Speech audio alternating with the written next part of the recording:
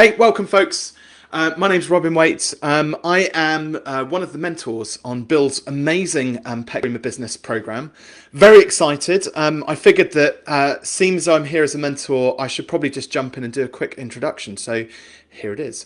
As I said, in terms of the mentoring side of things, I am the products and pricing mentor. So you're probably wondering what that means. So pricing is quite often obvious.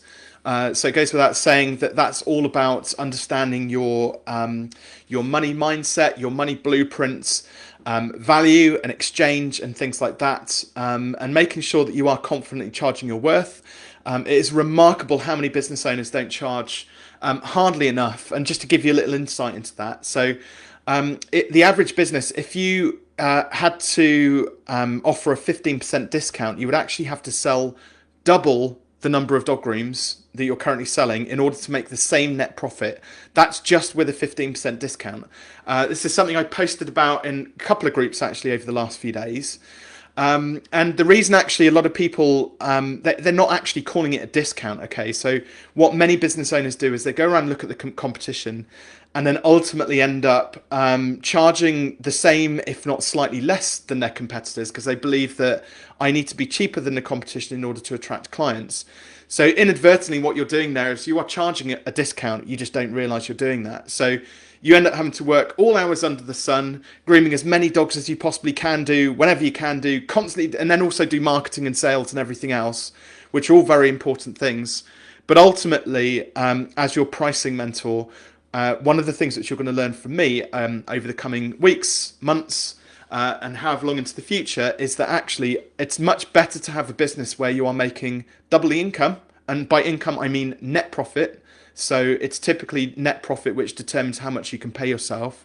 So we want to learn how to double your income and do that having done probably half the clients, so half the number of grooms.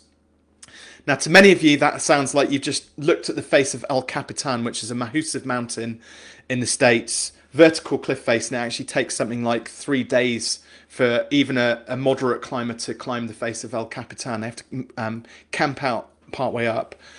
Me telling you to double your prices is like looking up at El Capitan and going, seriously, Robin? I have no idea how to do that.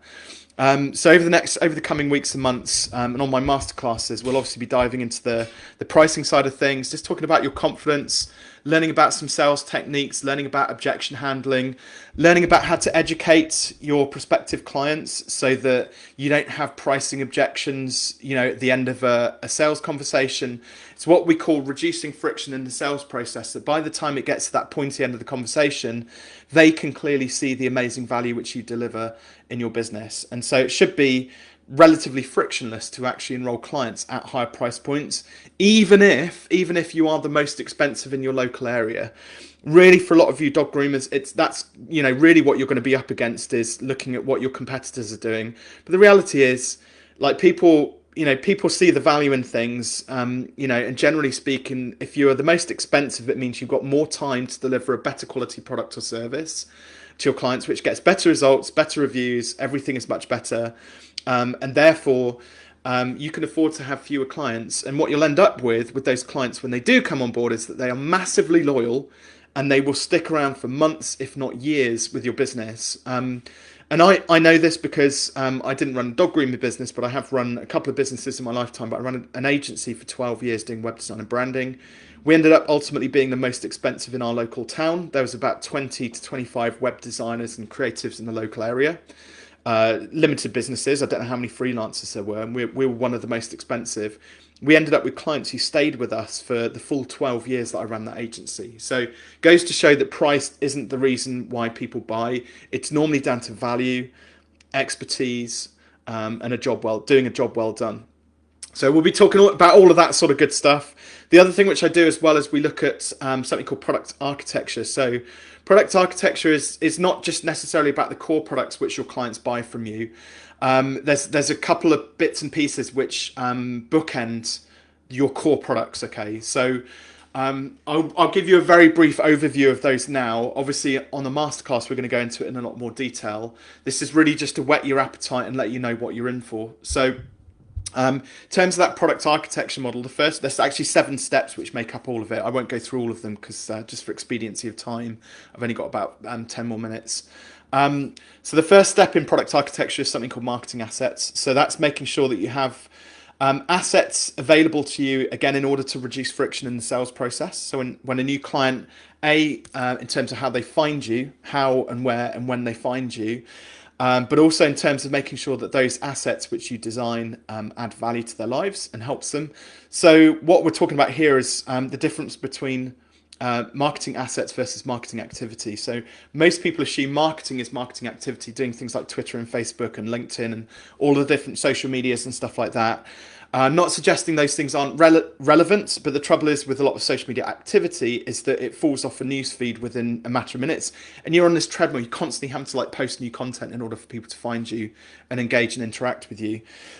So this is where the difference between marketing assets and marketing activity comes in. So marketing assets are digital assets which live out there on the web, or they could be physical assets which live out there on the web. They position you as an expert in your industry. They offer significant value to prospective clients, people who are shopping around for your product or service, and then they ease people into your customer journey so that they can buy from you. So what we're talking about here is could be a brochure. Brochure is a good marketing asset. Okay, nice glossy photographs. It explains your service. It explains what the process is when people bring their pets in. All of that good stuff. Okay, so brochure is a marketing asset. Books. You can see all my books behind me. They're a great marketing asset. I'm not suggesting you all have to go out and write a book, by the way, but it's just an example. So somewhere where it can build up know, like, and trust. Where they can find it on demand. Could be some YouTube videos where you're giving dog grooming tips. That's a good one. It could be a podcast, whether it's your own podcast or a podcast which you guest on, where you're, again, giving away tips, advice, help, and things like that. It could be blog articles. So these are things, as you can see, which you take time and or money to build them, but then they live out there on the interwebs, so that other people can, who are putting stuff into Google, they can stumble across your content and find you. That's ultimately where we want to get to. Okay, so marketing assets. The next thing we talk about then is assessing and qualifying, making sure that we're collecting the right sorts of clients. Okay, not every client is a good client. Okay, this comes back to the pricing side of things. If you've got somebody who is shopping around and their one buying decision is based purely on price and what they want is the cheapest, that is a red flag to me. I probably would choose not to work with that person, because I don't know about you, but I've always found the people who pay the least are the ones who want the most. They want the moon on a stick, and they're difficult, and we just don't want those sorts of clients in there. But it could also be that maybe you choose to niche down a little bit and only work with specific breeds of dogs, for example, or animals. It could be that you only work with people in a specific postcode. I don't know. There could be various different ways that you can assess and qualify, but you need that assessment and qualification process in place to make sure that you're getting the right clients, good, solid, reliable clients who really get your value. The next step is the consultation process. Again, we don't want to be taking on every single client who walks into your dog grooming parlour, okay? What you want, do you still call it a parlour? I don't know. I'm here to be educated as well, folks. I know my business stuff. I don't know about dog grooming that so much. So you help me out here, folks, as well. So what we don't want to take on every single client, but what we do want is we want footfall through our dog grooming business. We want to make sure that we are speaking to prospective clients. So yes, we can assess and qualify, but then it's actually in speaking to them that we're going to start to understand whether they are a good client or not. There we go, salon. Thanks, Bill. Thank you.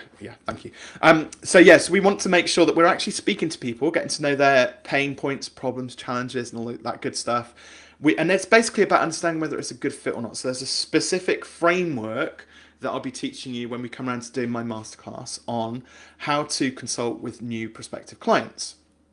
The next thing then is around, like I said, the core products. You don't want to be all things to all dogs. What you want to do is you want to have a small selection of 3 to 5 core products that satisfy pretty much every single client out there that you work with, okay, 80-90% of the clients. When you start to get custom this and bespoke that, and you're having to travel out and you're having to do all of that stuff for the client, those clients tend to fall into what we call the PITAF category. That PITAF stands, if you haven't guessed it, for pain in the arse factor category, okay? So we don't want PITAF clients. We want good quality clients who get our value. So where they can, we fit them into a small suite of 3 to 5 core products. There might be variations on those core products, okay? But because if you're just doing everything for everybody, you need more assets, more resources, more money, more time, more staff. It becomes very complicated. So we want to create a simple, streamlined, repeatable business, okay? The next thing after that is then we talk about sustainable recurring revenue, so follow-on products, okay? So it's one thing getting somebody in for a dog groom, but then one, could we upsell them products like, I don't know, shampoos and things like that afterwards? Could be one way to create as a follow-on product, so logical next step. Or could we say to them, well, listen, why don't you set up a subscription with us, and what we'll do is for X amount of pounds per month, you can bring your dog in 4 times a year. And so that it spreads the cost out for the consumer. But what it means is you've then got that recurring sustainable revenue coming into your business. But you've got to get them in there in the first place through your core products. And then the final part of product architecture is around something called social proof. Okay, this is something which not many business owners actually pay attention to because they're so busy constantly selling, delivering. They don't, they finished working with one dog, they move straight on to the next one. They don't really think about like the fact that actually there could be a good story to tell in there. So social proof is all about case studies, building up a suite of case studies, reviews, testimonials, recommendations, and things like that. Introducing a referral program into your business so that you don't have to do all of the spend all of your time marketing all the time. Get your clients to do some of that work for you. So you can talk about referral programs and things like that. Now, those are also marketing assets, so it kind of starts the whole product architecture model over again, okay? So by having I always say to people, like, if you don't have a Google My Business presence, and ask me, if you don't know what a Google My Business is, you can ask me. If you don't have a Google My Business presence, all of you should do, and you should all smash out 10 to 20 reviews ASAP. They don't have to be from dog grooming clients, by the way. They could be from your friends, colleagues and associates, people that you know, like and trust, okay, who can vouch for you. But what you want is you want social proof out there so that when somebody Googles for dog groomer in your local town, you've got 3, 4, 5 times the number of 5-star reviews as your competitors have, okay? And the best thing is, it'll really piss off your competitors. When they see that you're getting loads of 5-star reviews, they'll be like, what are we doing? What are we doing wrong? And likely it is they're going to be cheaper than you as well, because we've done loads of work on pricing. So so you can kind of, there's a lot of revelry to be had when you've got all that social proof coming through, okay? Super important. One of the benefits actually of being on a group program like this, folks, is that if Emma drops a question in there and I answer it, and Bianca may not have formulated the same question, but she may still need help with it, like Emma benefits, Bianca benefits, Lucy benefits, everybody in the group, stands to benefit from me answering questions back in the group as well. Same for Bill, same for the other mentors as well. A little bit of a background about sort of me. So I've been in business as well for 20 plus years. I am a mentor on several different programs, actually. So I mentioned I've got my own coaching program called Fearless Business, which we typically work with coaches, consultants and freelancers, one-man bands. I mentioned I ran an agency for 12 plus years. As well, I set up Fearless Business in 2016. So I've been coaching. This is my 6th year running a coaching practice now. Very successfully. We do 6 figures easily a year now, without barely breaking a sweat, which is great. And that's not me showing off. That's just telling you, showing you what the potential is. When I started out, business wasn't that easy back in 2004, but you make a good fist of it if you stick at it. So I'm a mentor. I run Fearless Business. I'm a mentor on the Pet Professional network as well, which is a members group run by Helen Mottram. So I'm familiar with pet businesses. I've been working with Helen for about 4 or 5 years too. She's a fantastic leader in her sphere as well. Great business person. I mentor on another program called Shift to Success, which is how Bill and I met in the first place, which is for ex and serving police officers, helping them to start up businesses, which is really, really great, really inspired. Met some really inspiring people, Bill included, on that program. I'm also a member of another program, just for information's sake, called Creative Life, which is for creative agencies doing things like videography, graphic design and stuff like that, and that harks back to my own agency days as well. So I mentor on several different programs. I'm very familiar with the group format of coaching as well. There's so much value to be had in asking questions, leaning in, listening and watching, listening to hear what questions other people are asking, looking at other people's answers. My one piece of advice in this would be, right now there's a whole heap of stuff where you don't know what you don't know. And I just invite you all just to lean into this process with an open mind. I'm sure Bill's probably already spoken about that in terms of you joining. But just be open-minded. Like a lot of the stuff which we talk about, so where I talk about pricing and the potential that you could double your prices and still end up with, as almost as many clients as you have done. I'm not just making that stuff up. It comes off the back of having worked with 250 of my own clients, who have all been through that process and all done it and all got great results. They were all in the same place as you. They were like, "Oh my god, I can't possibly do that." But no, this stuff works. Okay, so that's just 250 clients alone in my own program, 200 in Shift to Success, 600 in a pet professional network, 650 plus pet business owners who all now know what I know about pricing and products and things like that. Who have all increased their prices. So there's thousands of business owners out there who've benefited from the knowledge that we're going to be sharing with you. So we know what we're talking about. Sometimes you just have to have blind faith, trust in the process, and go for it, and you'll see the upside. Don't worry, there's going to be scary moments. We're here to support you through that. We're here to chiv you along. The business is like, even when we get you up there, at some point it's going to dip again. Like that's just the nature of business. So we're going to be there to help you, coach you through that entire process. So do lean in, trust in the process, listen to what all the mentors have got to say, and you're going to get amazing results through being in this process.